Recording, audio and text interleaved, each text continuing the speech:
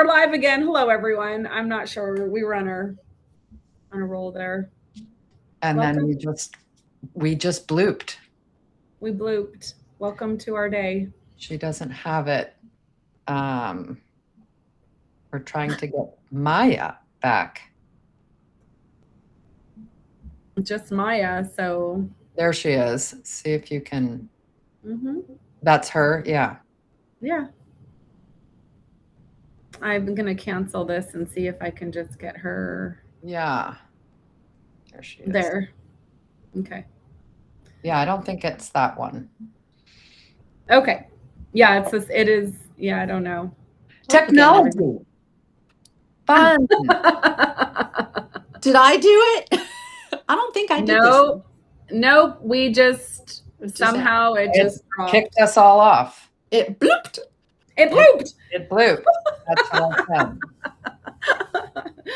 We're going to have to find another streaming service for this, I think. Yeah. We were on a roll there for a bit, and then Substack is being weird. We're talking about circumambulating. So circums as in circle and ambulate as in walk in a circle. And you were talking about Tulsi. Yeah, we were just saying that was the time that we knew we were, or we would use the word, we're circumambulating Tulsi, or we're circumambulating Govardhan Hill, which is the big hill that Krishna lifted with his pinky in Govardhan. So yeah, circumambulate. And Vilas gave us a class act spelling bee winner moment. That was impressive. No, it was. Yeah. Okay, so wait, just to recap, because I don't know if this live and that live will be melded together, but we are talking about jargon. Yeah, but it automatically uploads, so I thought I'd just put a little bit in here. So we're talking about cult speak, cult jargon. All cults have them. Corporate cults, any cults. Political cults. Family cults. Family cults. Well, it's funny because family cults, I don't know if the classification could be the same, because, for instance, in my extended family, we have like words that we use that are cute, and they're things that they give us comfort because it helps. And as to your point, Vanessa, earlier about it's sort of a belonging. Mm-hmm. But it's also an othering. It's like, you're not part of this. You don't understand what we're saying because you're them and not us. Perhaps it can be used both ways. Yeah. Just depending on the group dynamic. It can be like the inclusive, we love you, inclusive. We're part of this wonderful family. It makes us happy. Or it can be expanded. It's like Bridget and I have this, when we talk and when we're done with our message, we end it saying just for now. And that's our own little shared thing that I got from her, because she has that with her mother. And so it's like an interesting just us thing. And whenever I'm talking to you and I end it just for now, Cole knows that, oh, you were on the phone with Bridget. Yeah. So we know the words that make us feel like we belong, and it can be a good thing, and it can also be a very isolating thing, because it's like, what are you talking about? All glories to Srila Prabhupada. Please accept my humble obeisances and all of the. Well, one of the ways that we had it, right, was how we were devotees, we were Hare Krishnas, we belonged to ISKCON, and everyone else was a Karmie, for people who ate meat and had sex and gambled and, did those things. And then you had the fringies, who were the people that were on the fringe of the movement, that kind of dabbled, but they were offensive because they were probably still having sex and eating meat, whatever. And then there were the bloopies, the people who left and went back into the puddle of Maya. And so we had some sophisticated ways of categorizing people. And even to this day, when I say someone is a Karmie, it's a distinct body of, I mean, I feel it and I know exactly what that means. Right. It's right? very othering. Very, very. And I would say a lot of the language that we grew up with, would you guys agree, that was confusing, because not only were we better than the Karmies, but as women and as spirit souls, we were spirit souls, but we were lower than a worm and stool. Well, and it's also very conflicting because you're supposed to be very humble, and a word that we didn't use, but that I learned later, is abasement, which is like total nothingness. Like it's the bottom of the bottom, right? But how can you be so arrogant as to, think that you're better, as all religions do? They're all like, we're the truth, we're the only way, and everybody else is wrong. And at the same time, in this case, be like completely humble and be like, either you're humble and you have genuine humility and you're like, no, I'm not better than the rest of the world, all of the Karmies out there. I'm not better than them. Or are you? So if these so-called so humble devotees are so humble, they wouldn't be so arrogant as to say that they're better than all the Karmies out there. It doesn't flow. It doesn't make actual sense when you look at the mentality of the way that devotees are groomed to be, elite of the religious, the spiritual world. Yeah, and I think that it led to even more identity crises. Like, where do you belong? Who are you? Are you better than? Are you less than? The superior. I went to my therapist when I first started going to therapy, like in my early 30s, and I was like, I feel inferior in some ways deeply, but in some existential ways, I feel superior. And here's the language that I grew up with. And it was a mess. And we would just kind of laugh about this sometimes, because through language, we get hardwired to believe something. And so I don't really think I'm better than someone, but I absolutely felt like I was, because we were hardwired into believing that we were better. But also, I'm a piece of shit because I'm a woman and I bleed and all the other things. So it was just from an identity perspective, the language used was very destabilizing and created a lot of conflict between the soul, the heart, the body, the personality, the ego, whatever you want to call it. Right? Yeah. And I think a lot of organizations have their own, no matter, like you said, like it doesn't have to be only religious, but it is a huge thing in religious organizations where they have their own language so that they can create a sense of belonging and also therefore othering. Yeah, absolutely. Maya, what's your take on all of that? That makes so much sense. For me personally, all of this, I don't know if it's necessarily the language. Well, the language is part of it, but the stuff that I took in from an early age, I felt like I was that worm in stool. There was a bit of an obsession with stool. With stool. What was that? I'm going to digress here for a second with terms. It was for these particular bodily functions. It was passing stool. You got to pass stool or pass water instead of whatever most people. Or did you ever say pass urine? Yes. Or pass urine, pass water. Those were interchangeable, and pass stool. But anyway, the worm and stool was pretty much something we heard a lot. And growing up, I pretty much felt so unworthy that I was just like appalled. Like, what kind of horrible thing did I do in my past life that made me so bad that I'm here and like I'm so horrible? And I felt like I had to make up for that my whole life, and I'm still working through that.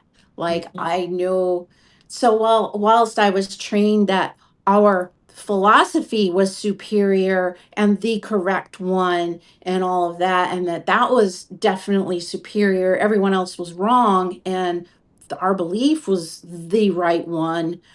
I never felt like personally superior, but I don't, that's not a comparison. Like it's just, but that's just how the different languages, but all of that talk affected us. And it's language that makes up the bigger programming. Yeah. If that makes sense. No, it totally makes sense. I mean, that's the power of language. It can be uplifting and elevating and clarifying, or it can do what it did to us, which is just you're confused about your state and your identity and your place in the world and your, whatever you're supposed to be, whoever you are, It is very destabilizing to have, because I remember some moments in Gurukula when I was really little, and I knew that we had a different language, but I didn't, because I knew also that I spoke English and so did they. And so it was really confusing to me why they didn't know what Prashadam was, and why they didn't know what Mangalarti was. And it didn't make sense to me because I knew I was speaking English, but I didn't know how peppered my language was with these other words.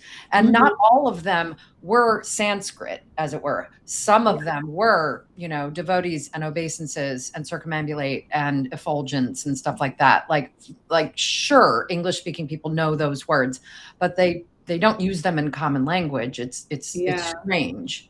But even still, like a lot of people don't know these words. They're not used in any common phrasing, not even in poetry. Like in the early 1900s, do you see a lot of these words?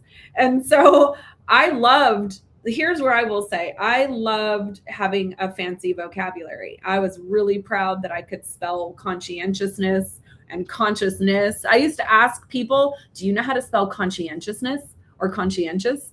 And ask people if they knew how to spell consciousness. And there was transcendental. I mean, I really those were fun. I mean, but I'm a word person, right? But I didn't realize how weird it was because it was just the way we talked until like in my teens. And I was like, God, everybody sounds kind of stupid. I don't know how to talk to these people, and had to kind of change the way I talked. Yeah, I had a challenge, and I know we all have our stories like that are unique to us. My father was French, and I didn't know until I was an adult that a lot of words he used were French words or were pronounced with an accent that I never heard. My mom's British, and so there was like the British English, my dad's version, Sanskrit words, the ISKCON version. And when I had no idea how, because I wasn't socialized in a normal way, never attended school. So when I was just trying to like communicate with people, they'd stare and I'd wonder, well, they'd say, why do you talk weird? And I'd be like, why do I talk weird? I still don't really remember what I was saying, but evidently I talked really weird. Well, you probably Sanskrit. You probably sounded like educated too, because that was one of the things that I would run into. People would always say early on, like, have you gone to college? You talk different. And I was like, no, my thought was I'm just smart, Well, I'm sure you are. No, but for all of us, like we did have a more complex vocabulary. We also had a more complex emotional, I don't know. I mean, I think that we had a more complex vocabulary, and you could express things, deep things differently than people that didn't grow up the way we did. Did you experience? Can you tell me what subtle sex means? I still don't know what that means. That's like lusting over someone. Yeah, that's like lusting over someone. So you're like wanting each other, but you're not doing it, and you're just kind of like lusting. We were like 5 in a lungi or a gumsha or whatever. A gumsha and a lungi are just a wrap that you wear on your, like a cotton wrap that you'll see like a lot of Indian guys wear. They just have this. And are they interchangeable? What? One has more cloth. One just goes around the waist, and one kind of covers you more, I think. But we had those for showers, and sometimes I don't know if somebody didn't do the laundry. Sometimes we didn't have any, and then it would be like, you got to do this in a hurry, or you'll be committing subtle sex. I'm like, I don't want to commit subtle sex, but I have no idea what it is, and I still don't know what it is. Subtle sex would be like when the boys I were just had to walking. throw that in there. Yeah, the boys were walking and you'd just be like looking at the boys and they'd accuse you of subtle sex. You're like, I'm 10. I'm not trying to hump a little 10-year-old. Give me a break. But it was like the devotees projecting their lusty ass thoughts because they were all That's what so- it was. What's God. your take on that, Vilas? Yeah, Well, it's all projection, isn't it? totally. Okay, subtle sex. Circumambulate, we got that. Obeisances. Let's talk. What does obeisances mean? Well, in our context, we paid obeisances, which is to prostrate yourself on the floor and worship the guru. And so that's, if anyone has ever been in a temple for service, it's one of the things that you'll see. A whole bunch of people get down on the floor, they put their head onto the pavement, the floor, and they're on their knees. With their butts in the air. You look like a little stink bug. Your butt's in the air. Yeah, you'll see it in Muslim prayer. They do that. So in Eastern religions, you usually are sitting on the floor. In Western religions, you're sitting in pews or chairs or whatever. Mm-hmm. But in Eastern, you sit on the floor. You kneel and bow and pray on the floor. Or you jump up and down and dance like a lunatic in kirtan. Or you sit cross-legged. Or you sit cross-legged like I am right now. And then they would say to you, sit properly. Sit properly. But what did sit properly mean? That was cross-legged, right? And you'd sit your back straight. Yeah. Yes. Cross your legs, sit up straight, put your hands in your lap. And basically we were raised like little monks. I mean, that was the austerity that we grew up with, and the practices were to raise children who were completely devoted to God and in service to God. And so all of these terms and these things that you guys are hearing, we were raised to be monks. And not that, by the way, that the adults were actually monkish, because I've had plenty of conversations with my dad where they were all doing all kinds of weird stuff. So I'm just saying. And Jacob just joined. Jacob, if you have any ideas of words that we grew up with that are random and strange, pop them in the chat. You have the English words and there's the Sanskrit words. So there's and then there's also the weird thing that a lot of ISKCONites did, where they said they spoke with a fake Bengali accent because the guru was Bengali and would say things a certain way, but for some reason these people who were not Bengali thought we need to speak like that. So well, the guys from Idaho, right? And they'd be like, hello, Prabhu. And they'd be shaking their heads like Indians. And you're like, even now today, when I was in France, there was a guru there who was speaking with like a little bit of an Indian accent and bobbing his head. Similarly, acha. Like, but I'm from Milwaukee. Yeah, he actually had a servant. What do you mean, acha? Yeah, no, and he had a servant boy who was like putting on his shoes and like freaking out over him. And I thought, oh Lord. Okay. So I'm wondering where the part is where all of these white people in this country are emulating Indian culture, and how is that not offensive? I don't mean emulating in a nice way. I mean adopting inappropriately, also known as appropriating. So I had this experience in San Francisco about 10 years ago, and we were walking up the street. We were going to go to an Indian restaurant, and there was a group of like, I don't know, 5 of us, and Nimai had brought us all bindis. And so everybody was wearing a bindi. And we were walking to Radha's car to get in to go to this restaurant. And some little chickie on her bicycle drove by, and she's like, it's inappropriate to wear bindis. And I was like, you don't know my life. Like, I literally lived it. I grew up I am that. And then, for years. Of course I can defend myself, but at the same time, I'm like, but is that appropriation? I think that's another big conversation too, because I again, it kind of ties into identity. I don't know. I think that's a sticky one that's a little sticky one. It's one of the reasons why I won't wear a sari. I'll wear other outfits. I'll wear other Indian outfits, but I won't wear a sari because I'm like, no, I don't think that's appropriate.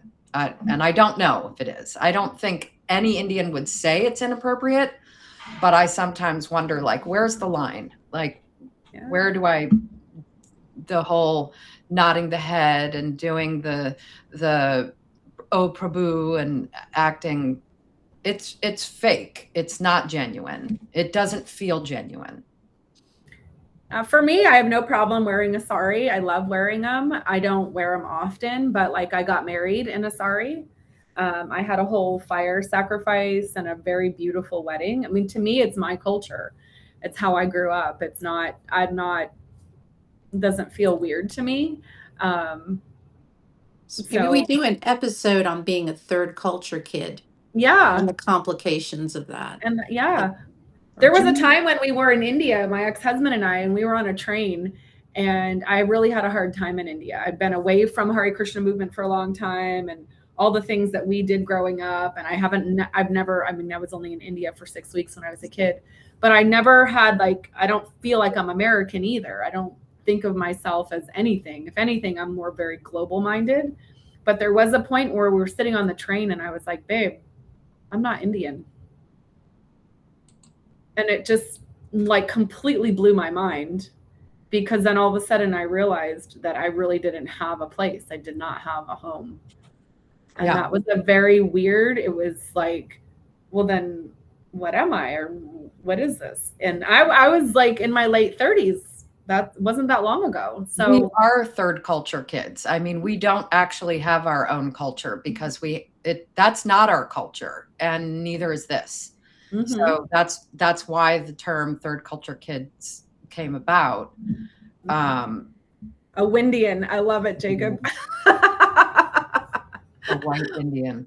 All right, let's get back to our words. So one of the things, Brigitte, that you were talking about, you're saying you both were saying this, there's these English words like obeisances and circumambulate, and these weird phrases like lower than a worm in stool or fallen soul or spirit soul, whatever. But then there are the Indian words that I think like Pukka, Suchi, Muchi, Boga, Maha, Prashadam. We had Maha first. Maya. You're in Maya. Okay, so let's talk about what each one of these means. So let's start with Maya, since we have our beautiful Maya with us. What does Maya mean, and what was the context that it was used in? Illusion. She's like the goddess of illusory energy, right? Right. And so the objective is not to be in illusion, not to be under any kind of illusion. Mm-hmm. And so Maya became this trigger word for everybody who was misbehaving in whatever fashion, and you were then in Maya and therefore not being spiritually enlightened. Right. And then here's an English term for you, sort of, that was used: sense gratification. You do not want anything that may possibly be remotely pleasurable. The sense gratification is to be avoided at all costs. And if you are engaging in sense gratification, or in pastimes of sense gratification, if you want to, then you are in Maya, and you're in deep Maya. So, and I love that, because some of the pastime, like the pastimes of Maya, is so funny to me now. I used to make fun of all these words as a kid. This is what kept getting me in trouble, because I was thought it was ridiculous. But yeah, does that make sense? Like for Maya, it's like an illusion. The first thing that came to mind was in Star Wars, when they're like, these are not the droids. The droids, like that's a similar energy of Maya. Okay. I was just trying to relate it to something Western that's like the illusory influence of Maya will get you to see something that's not there or see something completely different. Yeah, I think that could be it, or like a distraction, something beautiful, distracts you from, the doom and gloom of like, no, we're on this mission to think about the life after this and do all the stuff. You can't be like stopping for a second to be distracted by Yeah. Maya, by the beauty, anything beautiful, a woman, that's Maya, pure Maya, anything that was had any connotation of beauty or sense enjoyment or anything pleasurable. Yeah, sensuality, sexuality, Oh whether my. it's platonic or not, like it was all Maya. I remember Parental attachment. Yes, parental attachment. I was 4-ish, 5 probably, and we were between the temple and coming into the temple, whatever.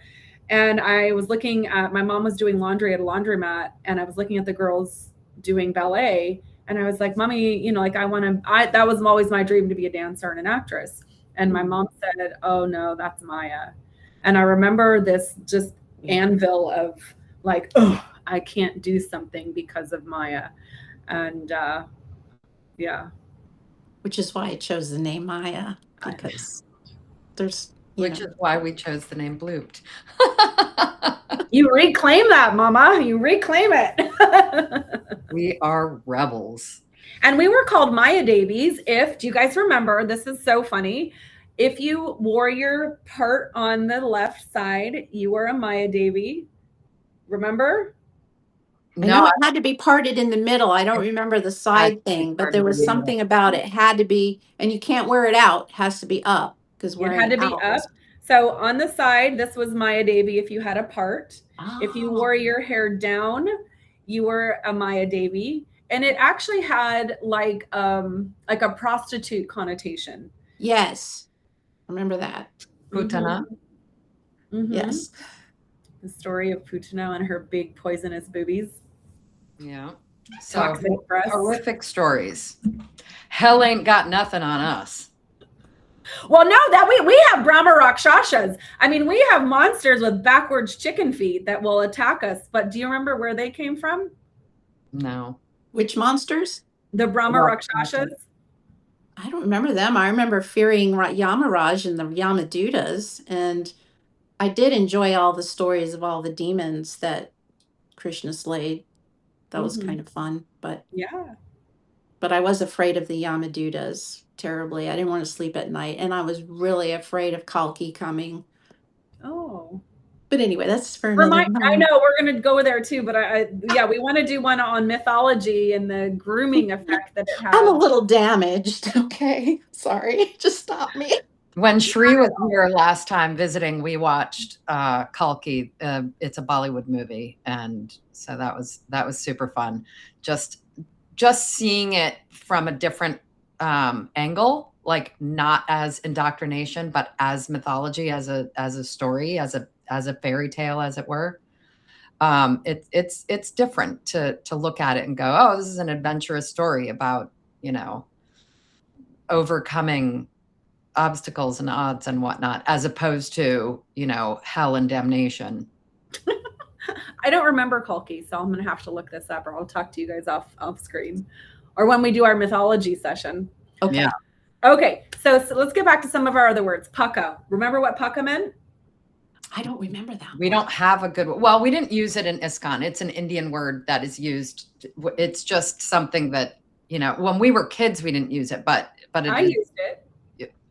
Where did you get it from? You got it in school. Heard it at the temple? Oh, that's weird. Oh, absolutely. Yeah, it was pukka. Like pristine is the only word that I can relate it to, but it doesn't fully give you the feeling. Like pukka is perfection. Perfection. Okay. And then there was suchi. I remember that one. Clean. Yeah. And muchi. Dirty. Muchi dirty. Yeah. Yeah. Muchi dirty. What were some of the other ones? Okay, so those are some of the. Prashadam. Prashadam means something that is offered. Offered food. Yeah. Offered food. And then what's the difference between Prashadam and Maha? Well, so Prashadam is when the food is made, and one plate of it is offered to the deities. That plate is Maha Prashad. Maha just means great. Oh, that's it? Yeah. I thought it was like blessed or something. No. So Prashad is the food that is offered to the gods, but you don't take the whole entire thing and offer it. You just give them a plate, and then that food is the great Prashad, the Maha Prashad. Okay.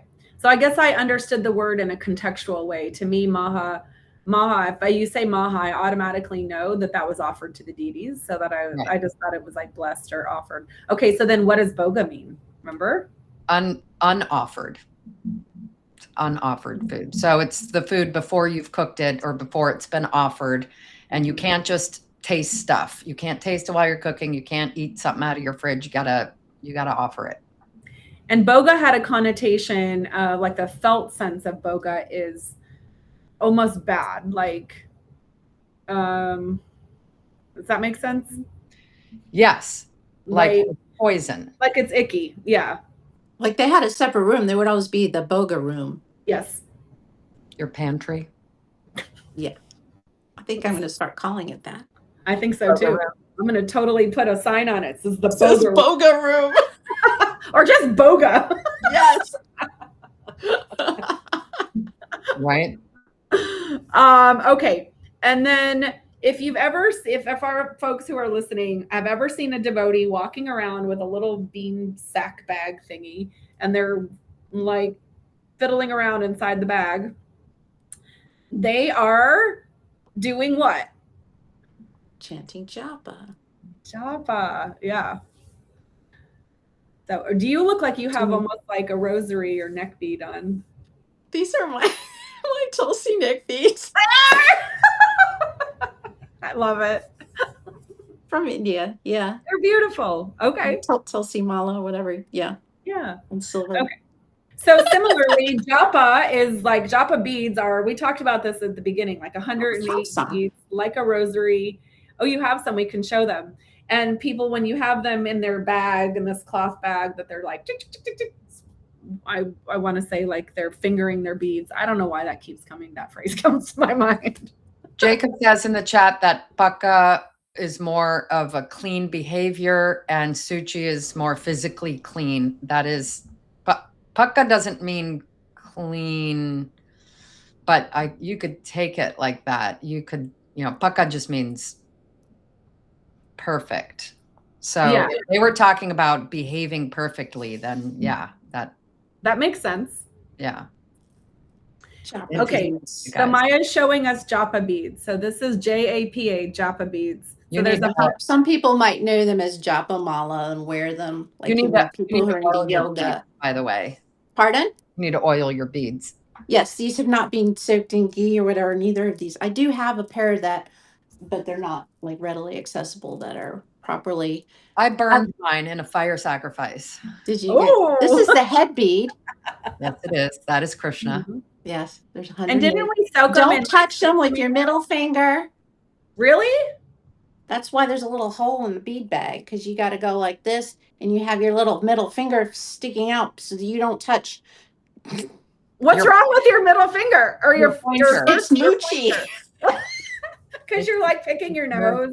Right. Maybe. And don't touch anything with your left hand. You shouldn't touch them with. If you drop them, oh my God, you got to put them to your Shri Vishnu, Shri Vishnu, Shri Vishnu, or you have to do Hare Krishna or whatever. Anyway. Okay, so let's go back. I digress. So why don't we touch anything? Carry on. Why don't we touch anything with our left hand? Because that's the one you use to wipe your butt. Thank you. And why are we wiping our butts? Because well, I mean, we all wipe our butts. No, but we have lotus. We didn't use toilet paper. Here's two things that we did not use. We did not use utensils. We ate every single meal from early childhood on with our hands. We learned how to rip up a chapati and use that to be our spoon. That was normal, common, no big deal. And then finger. But don't use your index finger. And because we washed our bums with our left hands and we used water, like a little in a lota. A little can of thingy. And that's what you'd wipe your butt with. So you literally, when we were little kids, we would have to, you guys remember sitting on your left hand when we would sit down to eat, and you'd have to sit on your left hand so that you didn't accidentally eat your food with your left hand. Do you remember? We had a poor classmate that was left-handed that was doled out some cruel punishments for that. It was kind of sad, but yeah. Yeah, we had one too. I don't know. Did you know her, Chandrahasa? Yeah. Wasn't she left-handed? Oh, I don't remember. I think this was a boy. I don't know if he wants his name on here, so I won't say. Yeah, that's fair. Our sweet Hasa is no longer with us, but I think she was left-handed, and on top of being a redhead and on top of being born at leap year, she really had a lot of opportunities people took, but we all did love her too. So I don't know. Yeah. Poor kid. Yeah. Okay. So yeah, we had to sit on our left hands because, I mean, we washed them after you pooped and wiped your butt, but still, I think this is, but this was like an India thing, right? Too, like in India, that this is traditional Indian. You used a lupa. We didn't have toilet paper. Yeah. Yeah. I know we're talking about words, but we're talking about toilets. We also had to squat, even though where we lived, we had toilets.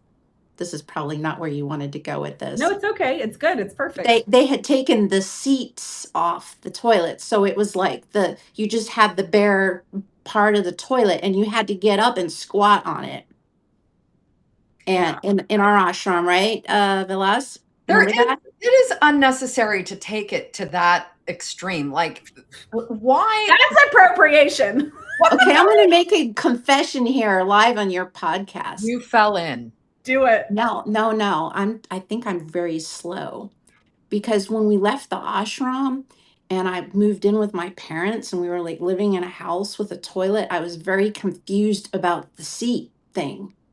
I didn't understand why this extra thing was here. It caused a problem. So I would pick it up and I squatted on the toilets till I was lifted the seat. 12 years old before I realized people sat on toilets.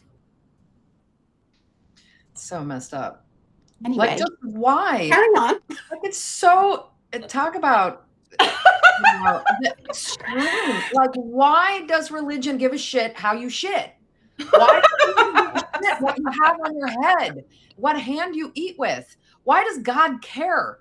Like, well, does God care that we wiped our butts with lotas? I mean, I don't know. God does not care. No, God does not care.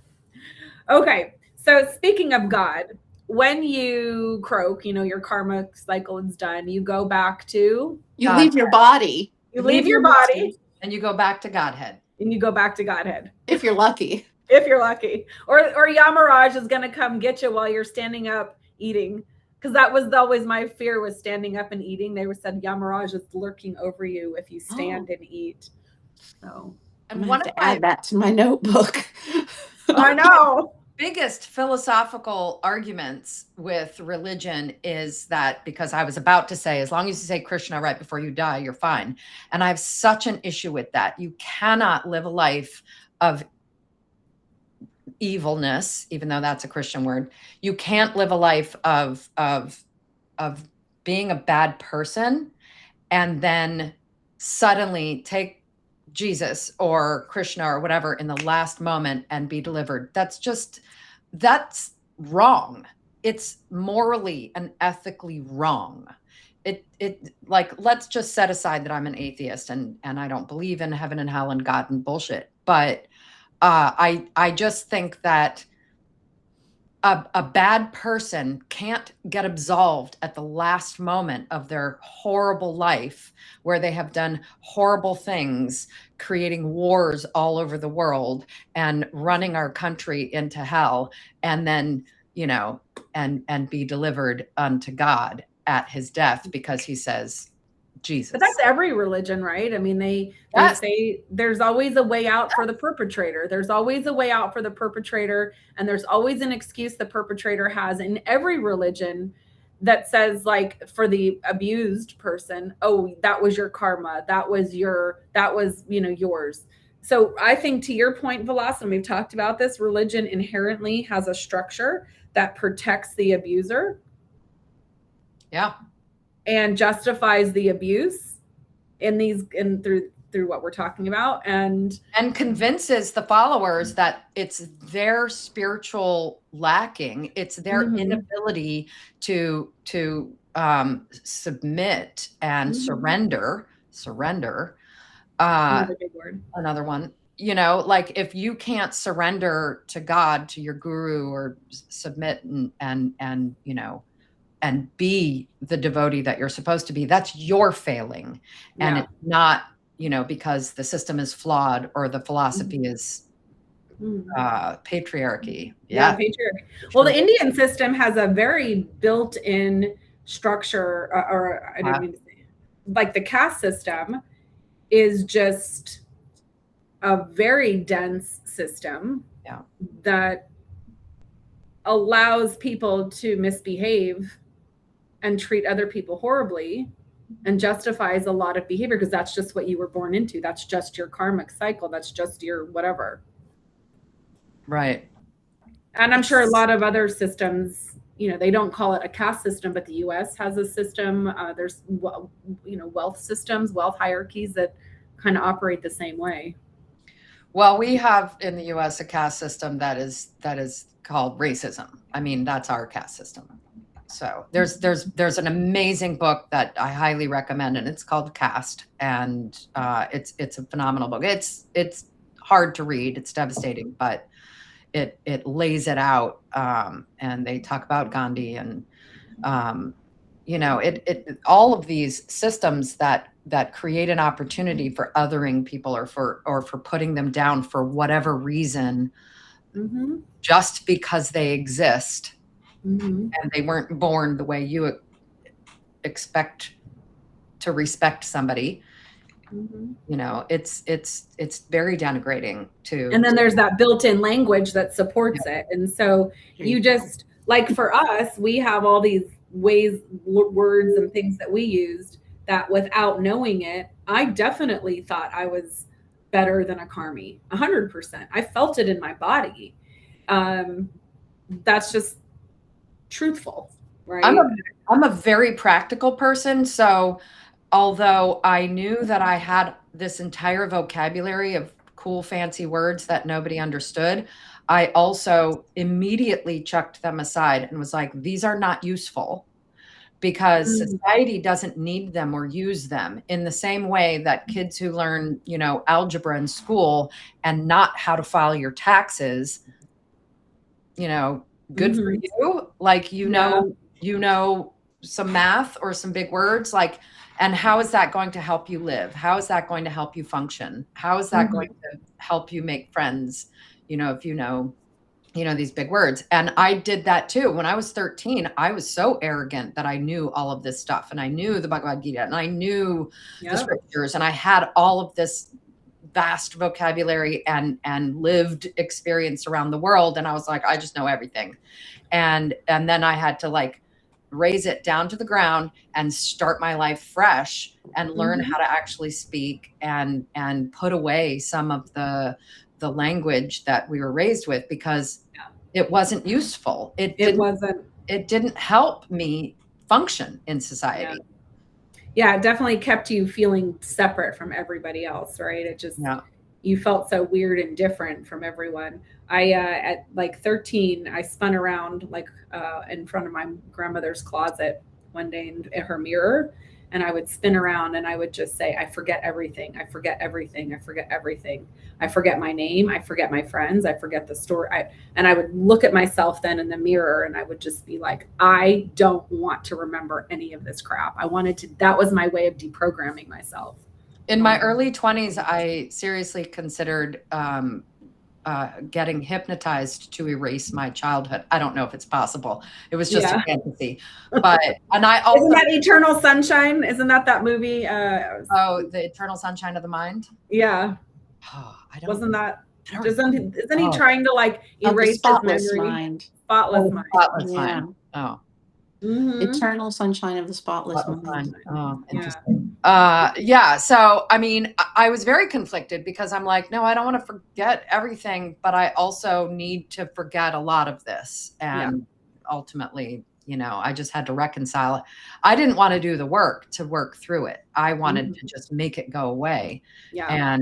And ultimately you can't do that. You have to work through it. Well, when we got out of this in the 80s, and therapy was still weird. Like now therapy is super cool and like it's great. But I remember in the 80s, my grandmother saying, I want you to go to therapy. And I was like, I'm not crazy, So we also are at a different time. Yeah. Yeah. It's much more common now and accepted. Yeah. Okay.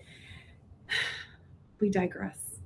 Back to our words, right? So there are some words that I think are really cool, but really, to your point, Vilas, don't really have a place in the way we speak today. One of the words is auspicious. And there are some things that happen that just auspicious is just the right word to use. Yes. Always a little giggle in my mind when I hear those certain words that like auspicious. We use them at the appropriate times because they're appropriate, but there's always that little bit in my mind that's going, like if you knew the backstory and why I know this word, you would just be like, you'd need a drink. You ever use auspicious now? I do, but only as it relates to like the full moon when it's at the same time as like so many other times. Oh, it must be an auspicious day. Like I don't use it genuinely. I sort of use it more irreverently and tongue in cheek, like I'm just like, so auspicious. And also in the context of, if I'm talking about, I've had conversations with Shri where we throw it in there and not auspicious, but like just things like it's Krishna's mercy and, instant karma. Instant karma is a funny one. We use that a lot. That's the one where you're like 108. 108. 108, Shri. 108. Yeah. How many of you have had emails that were your name with 108 early on when you had your AOL account? I refused the 108 cult and I refused the chance cult. Everybody wanted the chance. I have a business called 108. And, yeah, I love that.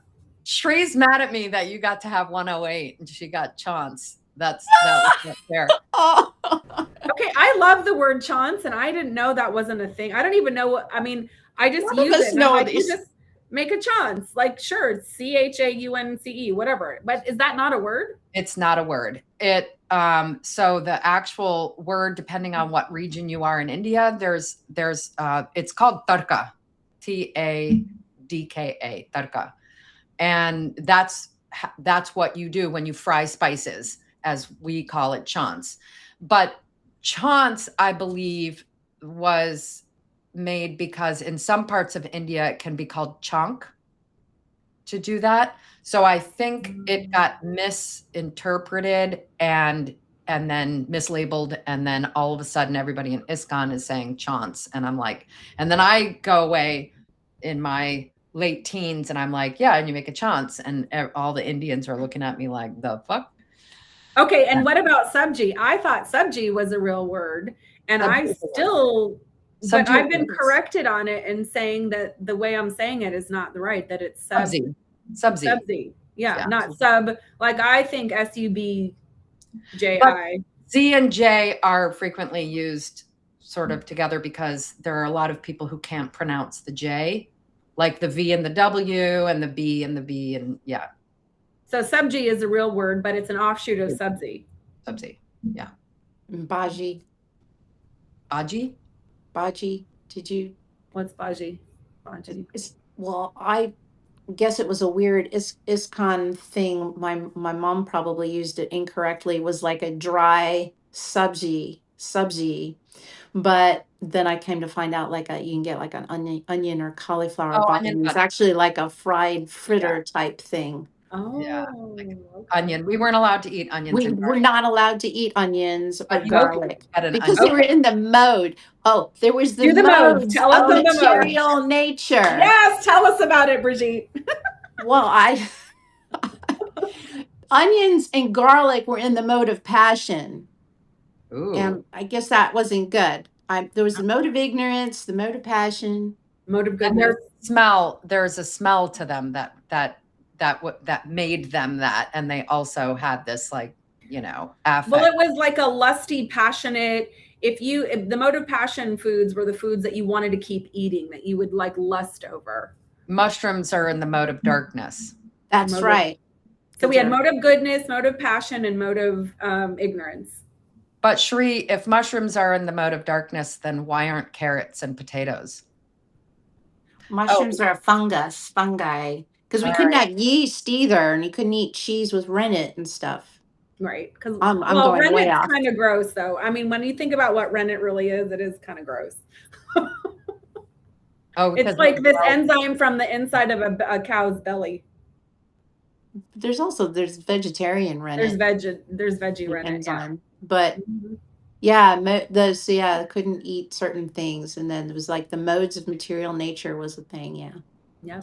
So this is so funny. I met this guy who I've been on and off in this long relationship with, and I meet him, and I mean, I love all food. I eat garlic and onions. I could care less. I meet this one person who says, I don't eat garlic and onions. And I was like, why? And he goes, because at the time he was following Sadhguru, and Sadhguru said not to eat onions and garlic. And I said, dude, I'm so beyond that. Like, if we don't have to do anything together, because like, I'm not going to not eat onions and garlic because some Indian dude told me that I can't eat it. I'm sorry. I do like Sadhguru. He's a cool guy, but no. So we had a long relationship with this experience of onion and garlic. I was like, you don't have to eat it, but I don't have any problem with it. Like, how did I find the one guy that thinks that way? Oh, because it's unofferable. If something is not able to be offered to the gods, then we can't eat it. So it's Shri's saying it's unofferable. I see. And mushrooms grow in poo. Okay, that's kind of gross. Do they really? I thought they grew like they just grow in shade. Well, they don't all grow in shade. Because I have a massive patch of mushrooms that grow in a portion of my yard that isn't shaded. So not all of them. Okay, thank God. Okay. Some of the other fun words are austere, ecstatic. How would we use austere? Do you have any good examples? Our childhood. We lived in very austere conditions, without hot water, without toilet paper, without spoons, without beds. We slept on the floor. Without shoes. So like we hear the word comes from the word austerity. Sometimes we hear about that more in language like in the UK, they like to use that word for meaning like, we're cutting back the rations. Economic austerity. Austerity. Yeah. But austere. Okay. Yeah. And ecstatic. We were just using that word today. Yes. In what context? Dancing. Dancing and ecstatic dancing. Yeah, she wants to open a daytime dance club. Let's talk. I have another friend here I'm in Phoenix right now, and she wants to do a dance, and we were kind of talking about what that would look like. Okay. What is perform austerity, Shri? That's how they used to say it. You've got to perform Yes, that's right. That's how it was phrased. That feels a bit performative. Good one, Shri. Yes. How do you perform that? Performing austerity. I remember it. Now I have to remember the context. Fasting. Yeah. Oh, that's right. I don't know, on Ekadashi. We fasted. Giving all your money away, not having toilet paper, not having a bed, I guess. Is that performing austerity? Every morning, Mongol Arti, getting up at 3:30 in the morning. That's performing austerity. And performing austerity would be something too, like when a married couple were going to have a baby, like to prep their energy and the spirit, soul, blah, blah, blah, they would perform austerity, which would mean they would abstain from sex. They would not eat certain pleasurable foods. Like there were things that the grown-ups did that were, Shri just said the word boon in the chat. Yes. And I actually use that word. I actually use that word. And then I wonder if anybody knows what I'm saying. I'm like, every once in a while, I'll be like, no, it's definitely a boon. And I'm like, does anyone? Okay. Because I'm like, no, that's just a good thing. It's just, it's a boon. A boon is like a blessing. That's a cool word. I've used it. Yeah. Blissful. Yes. Being bliss. What do you mean 64 rounds? You only to have a baby. If you want to make a baby, you got to 50. chant like 64 rounds. I thought it was 50 rounds. Huh? I thought it was 50 rounds. No? I don't know. I should ask my dad. He was a Brahmin. He used to get into all that stuff. Let's text my dad. But he wouldn't have had to do that because, you and your brother are already born. So, but let's us ask him. How many rounds of japa did devotees need to chant in order to make a baby? 54. That's interesting. I don't remember that. I never did that. I snookered. I say snookered. Snookered sounds to me like that's the sound that it makes when you're chanting and you're slurring all of the prayers together, the mantra together. Because you're tired and you're lusting after one of your other devotee people. And I'm actually just lusting after my pillow, which doesn't exist. So I was like, oh God, if I could, I feel like for the rest of my life, I cannot sleep enough to overcome the sleep deprivation of my childhood. So we had to wake up at 3:30 in the morning every single morning and take a cold shower. And yes. Yeah, I hear you, girl. Yeah.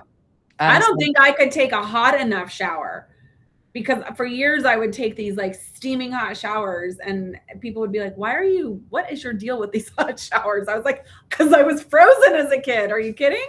Yeah. Oh my God. Right? Yeah. Do you guys have an aversion to cold water now? I will, I can't take I don't like cold. I don't like cold in any way, shape, or form, and not cold water. No, thank you. I actually was, I'm pretty good. I don't have too much PTSD left. I'm usually pretty, pretty good at controlling triggers and stuff. And I was in the shower one time and ran out of hot water, and I had a mini meltdown in my head because I still had like conditioner or something on my head. Like I couldn't, and I think I had to get out and wait for the tank to fill with hot water and get back in and wash my hair because I was like, oh no, I cannot take a cold shower. I cannot. I cannot. It doesn't. No. So much. And you don't even think about that because I would never have the occasion to choose to take a cold shower. That's just dumb. So I've never put myself in a situation where I needed to take a cold shower. And I was like, oh no, this is really bad. Dictionary says a boon is something to be thankful for or something that is asked. Yes. A boon is like a gift. It's a gift. Something good happened and you go, oh, that was a boon. It was such a boon. Yeah. Yeah. To get a good incarnation. Oh, incarnation. Incarnation. Oh my gosh. Yes, you're right. Incarnation. Look, I'm looking through we have a list, you guys. Okay. God brothers and God sisters. That kind of makes sense. We get that one. The other one, off the altar. Can we talk about off the altar and being cursed? Yeah, Nipana had put that in earlier, but she didn't come back on after we rebooted. But off the altar, yeah, and being cursed. Okay, so being cursed is a woman when she gets her period, is cursed. It's cursed. So we are little girls. Bleeding out of your vagina is very traumatic. Doing so in a Hare Krishna ashram is a whole nother level of trauma because there was no one there to teach us what it was, what it meant, how to clean, like anything. On top of it, we were now separated from our friends. At least I was, because now I was a woman and I was cursed. and wasn't allowed to do certain things or go in certain places. Now, the grown-up women weren't allowed to go. Were they ever allowed on the altar, though? In later years, when they started letting women be pujaris. Okay, so off the altar was a term. Women did back altar stuff. Like you couldn't be a pujari, but you could like maybe dress the deities or something. Okay, or, I don't know. You could be in the kitchen, you could be cooking, but if you were on the altar or if you were off the altar, you were not allowed to even be in the kitchen to help cook. You couldn't go to the temple at all if you couldn't. You weren't supposed to go to puja if you have your period. Wow. Technically. That's intense. Yeah. Oh, and you couldn't wear black and red on while you had your period because that would signal like bad karma or like something negative and bad. Yeah, I don't remember that one. You had mentioned that the other day. I had a favorite black and red sari, and I wasn't allowed to wear it when I had my period. Interesting. Yeah. I remember not being allowed to wear black, period, but I don't remember why. Oh, interesting. But maybe I got confused with something. So why cursed? Because we were bleeding, and they were very ignorantly thought that bleeding was dirty. And so, I mean, it's very for being woman because you're a low life form. But being cursed particularly related to having your period. Okay. Yeah. And so they thought of it as being dirty. And anybody who's bleeding out of their body like that is cursed, which is so mentally retarded because every human on this planet comes from the womb who goes through, it's just such an ignorant thing to believe because it's such an important, powerful experience. Like the body is regenerating in order to bring life in. So it should be revered.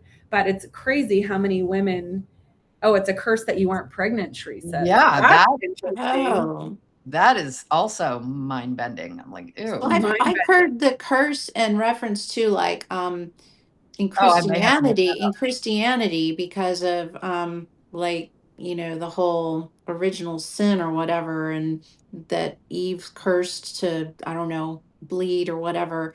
And I remember my second ex, who was not a devotee, using the term like, are you on the curse? And he wasn't a devotee, so that may also have maybe used elsewhere. I've never researched this, so yeah. But I mean, in India, women are treated horribly when they're on their period. Yeah, to Jacob's point. Yeah. Yeah. Yeah, it is a cultural thing, actually, in a lot of Judaism. Judaism for sure. Or Orthodox, or like in even Buddhism. There's a whole passage in the Dhammapada about a woman's period and what a filthy, like lowly thing. I mean, to me, it's just, I want to use, what did Jacob say earlier, patriarchy. I mean, this is really where it's such an ignorant thing to make women feel bad about something that is biologically necessary in order for life to happen. And that should be revered. It should be compensated for. It should be taught to boys so they understand also, not just girls, to know what the science is and what's actually going on and how vital that is. Yeah.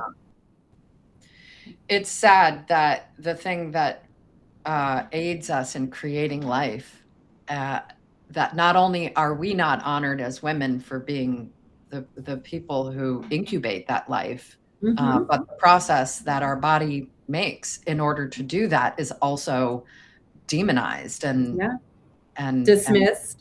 It's pretty sad. It is used elsewhere. A lot of people refer to it as the curse. Yeah.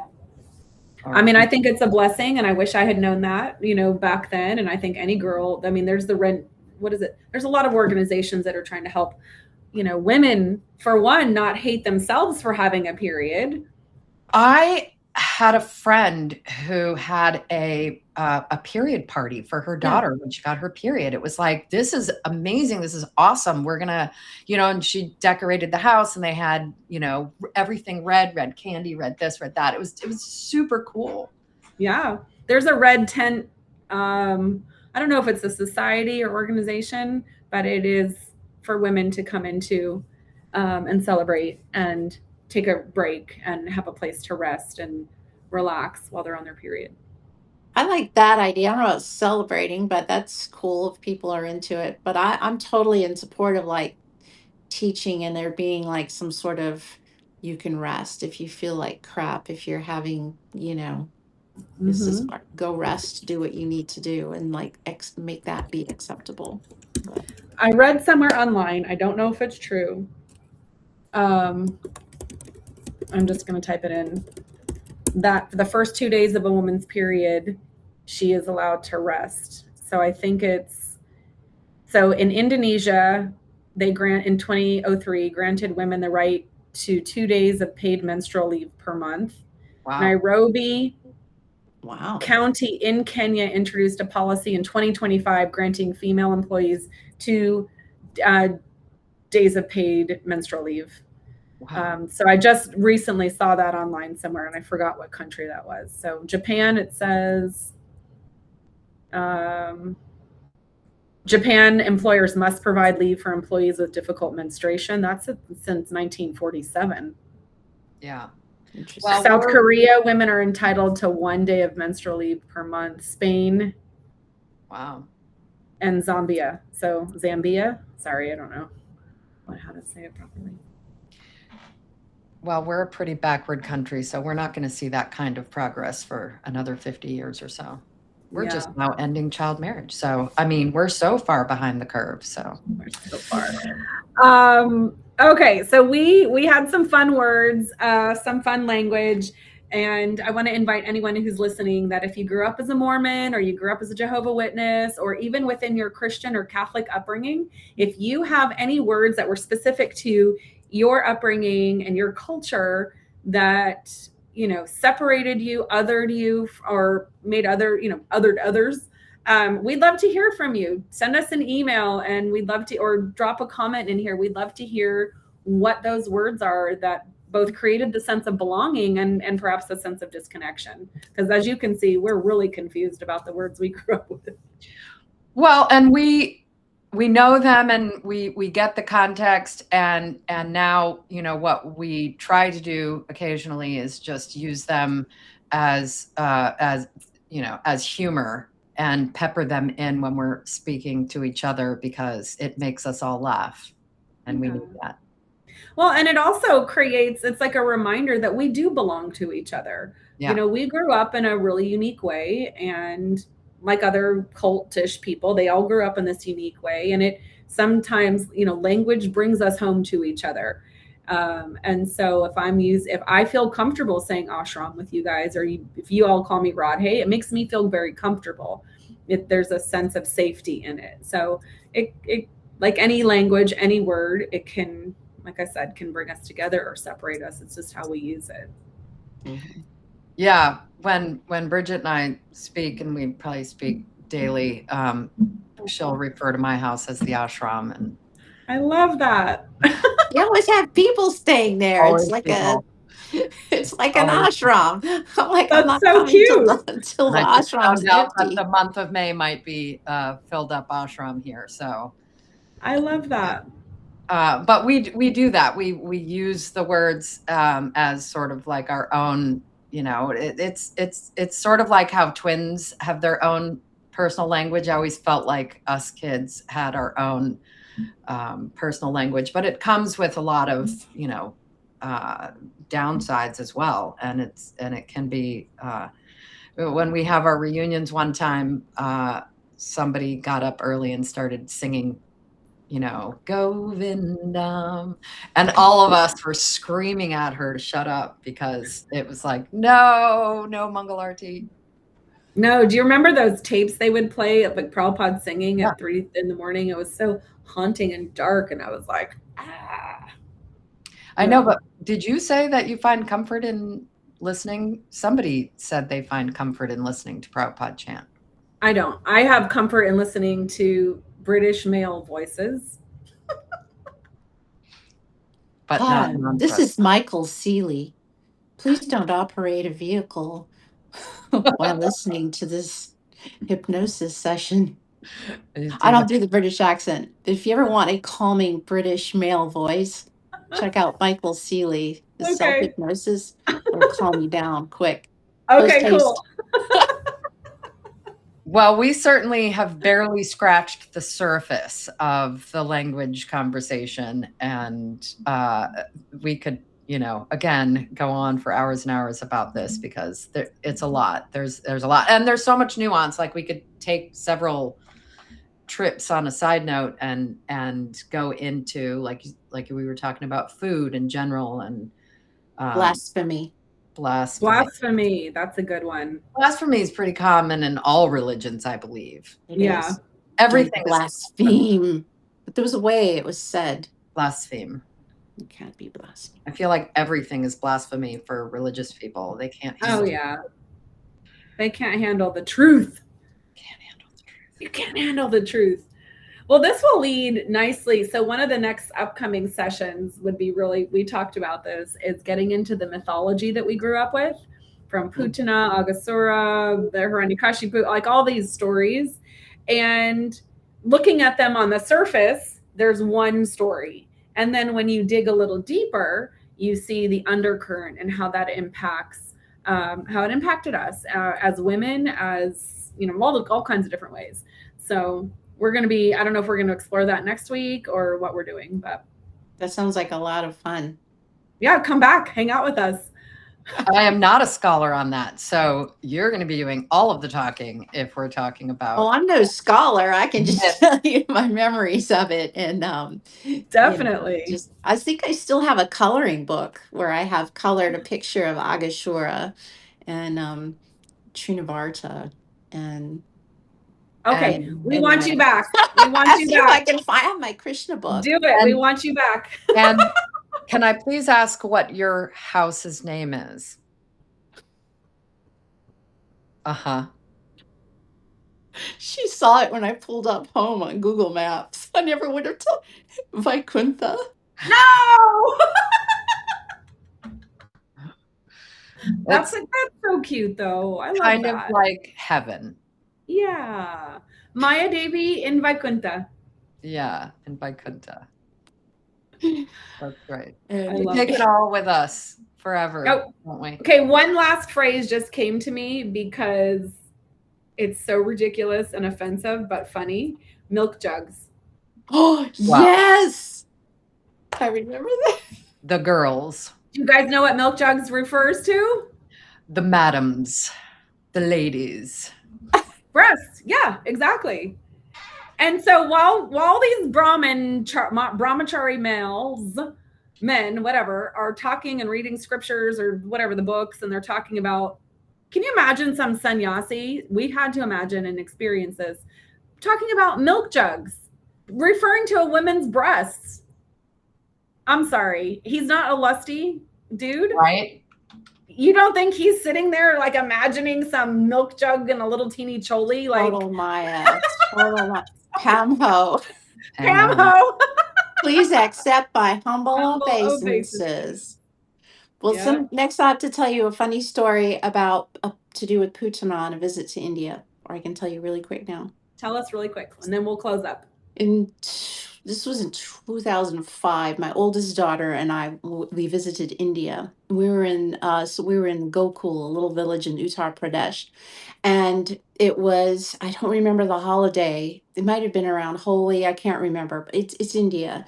It's at night, and we're walking, and all of a sudden we hear this banging. And if you're familiar with Indian fireworks, they're like next level. It's like bombs going off. It's out of control. They're really scary, right? So all of a sudden we hear this coming down the road, and we just like this mob coming down the road, and we start hearing this. We don't know if people are shooting at us or what is happening. It was very chaotic and very scary. We came to realize they were dragging. It was like long, like the size, I don't know, 50 feet or I'm not good with measurement. This massive thing they were bringing down the road, these people, and with all these fireworks. It was like this massive thing of Putana.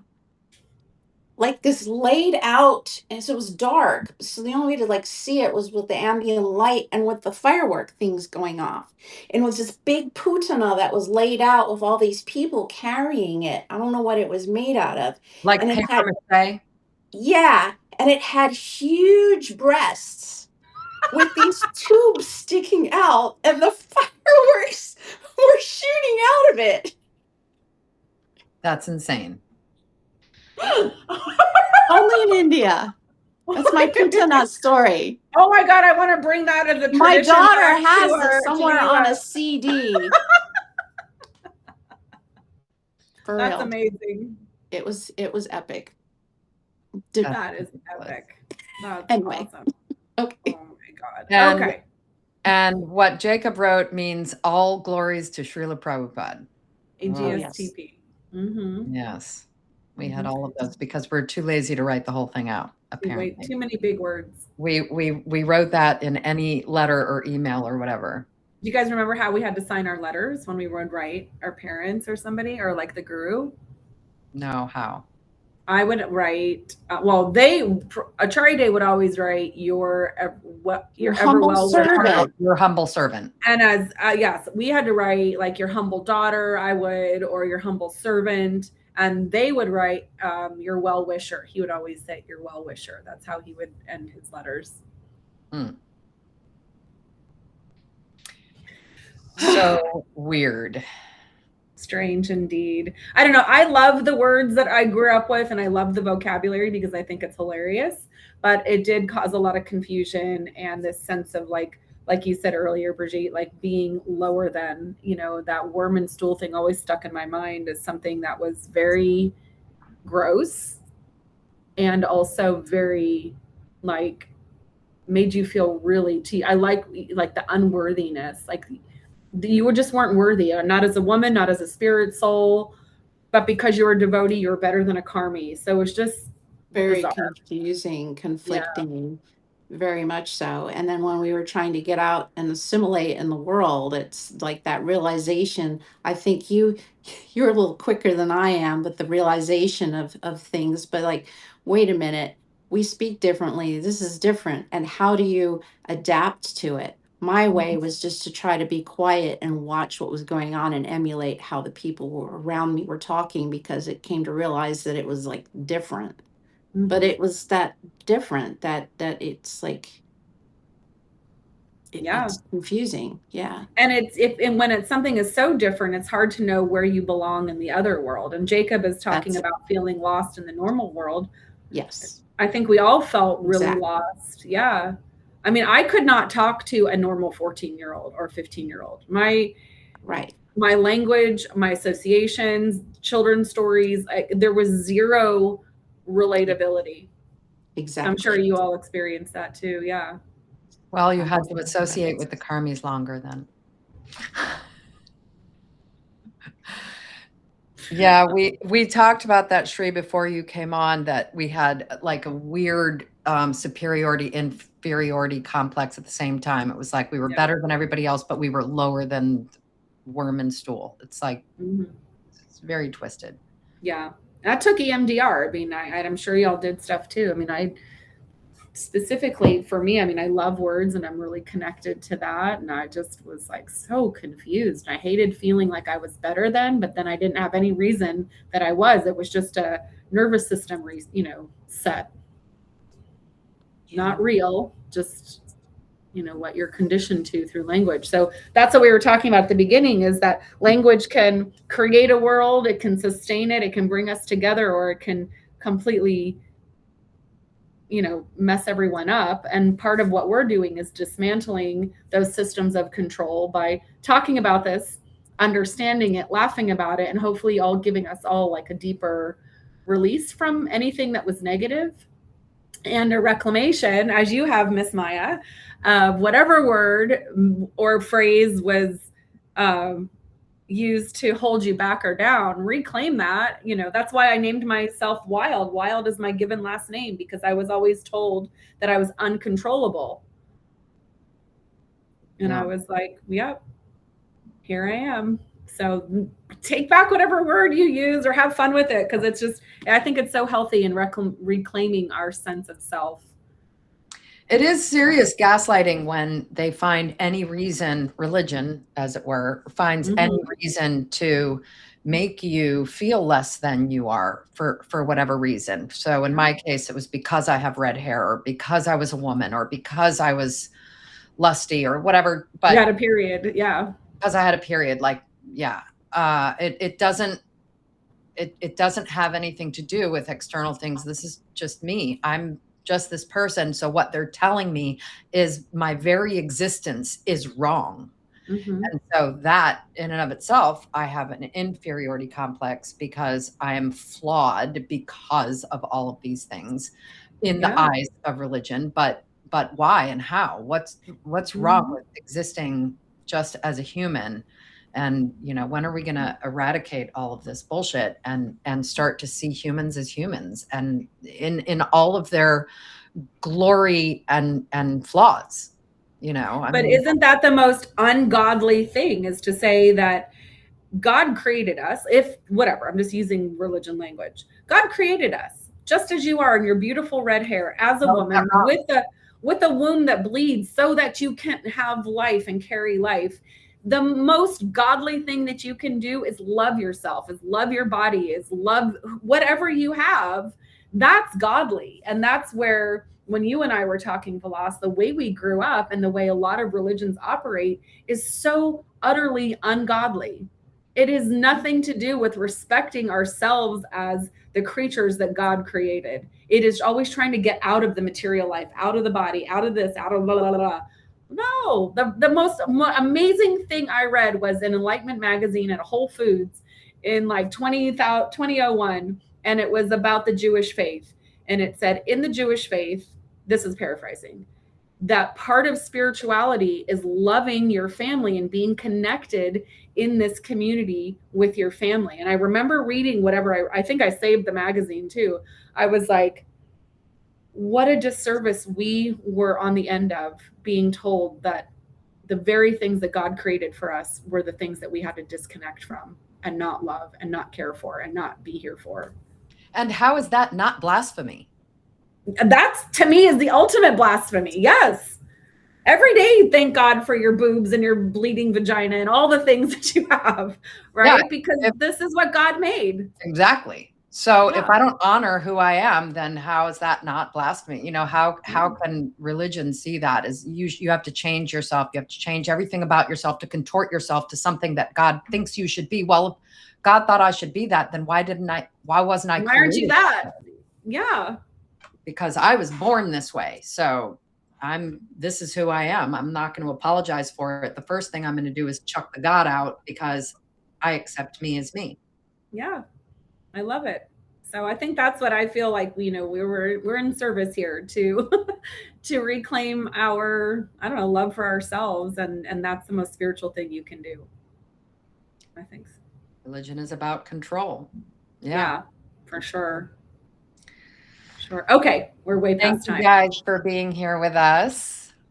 We will see you next Wednesday at 4:00. Yes. So thank you everyone for chiming in. Thank you so much, Brigitte, for being with us. We love having a Maya baby. Thanks for having me. Yes. This is Maya Brigitte. It's not Maha Brigitte. It's Maya Brigitte. I love that. Did I say Maha? No. Oh. No. You said Brigitte. I was just saying, you know, she's Maya Brigitte. She's the Maya version of the Brigitte we know. Yes. I love that. You're just an illusion. Bye, Shree. Okay. Bye, everyone. Thank you so much for hanging out with us. Bye.